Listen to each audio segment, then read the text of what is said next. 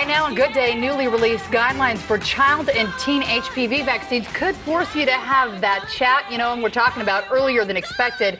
So when do you break down the birds and the bees with your child? We're asking an expert. All right, thank you, Heidi. Well, it's something all parents are faced with, but when do you have it? We're talking about the sex talk, and newly released guidelines for the HPV vaccine could force you to have that talk sooner than you'd like. It is now recommended that girls as young as 11 begin the series of shots to protect against HPV. You know that virus, right? It causes cervical cancer down the line. It can cause it, I should say. And that boys should be getting their HPV vaccine starting at the age of 9. Talk of the HPV vaccine has caused controversy in the past, with critics saying it promotes people to become sexually active. But with 80% of teens having sex before they're 18 years old, it's important to know when and how to approach your child for that talk. I can't even talk about it because I am dreading the day that my little Ava, who's now 4, that I have to sit down with her and speak to her about this. So it's a good thing we have Jim West of Total Life Counseling Center here to talk with us about this morning. All right, so how do we get it done? Because it's embarrassing to talk to your child. Well, it is very important to still talk to your kids about this before the media does. Right. They're learning about, they're seeing people talk about safe sex, but the condom doesn't stop HPV. And so it's very important that we talk to their kids. And actually, the CDC even says to be faithful to one person. That's how you actually reduce the likelihood of getting HPV. All right, so what do we have to do? I mean, how do we begin the discussion? In particular, when we take our child to get that HPV vaccine, we have to tell them what they're being vaccinated for. So when you're saying, okay, cervical cancer can be brought on when you have intercourse down the line, then you have to explain the whole intercourse thing. I mean, how do you do that?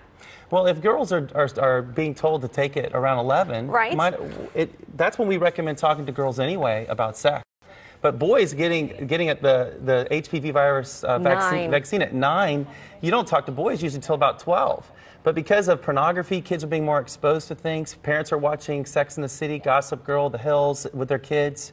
And it's going to come up anyway. They're hearing about it earlier, much earlier than we did when we were kids. All right, so Jim, what do we say? How do we get that conversation going? Well, we have to talk to them about this because they're going to be exposed to it. We have to say what the purpose of sex is, and then we can also talk about how sex can be the best. And research actually shows us 6 ways that sex is actually the best. And people reporting the most sexual satisfaction are people that actually live apart before they get married, that have no sexual experience before they get married, and they have less sexual anxiety. Marital commitment creates sex is 90% psychological for women. So if they feel stable in a relationship, that marital commitment helps to enhance that stability. So telling kids this is actually, abstinence talks actually, if it's done once a year, it does actually help reduce the, or it actually does help reduce the STDs and the sexual promiscuity. How much do we tell them, or what should we not include in our conversations with them? You're really at 11, you really need to be telling them about everything, and it's so hard for parents to do that. I think, I remember getting a book from my mom, it was called Almost 12, and I had to hide it from my little brother because it had pictures in it, Right. But it's really important that we tell them everything and what the purpose for it is. It's for enjoyment with your spouse. It's also for procreation. It's very important that we have that talk and tell them everything at that point. All right, Jim West from Total Life Counseling Center, thank you so much for joining us this morning. Thanks, Jackie.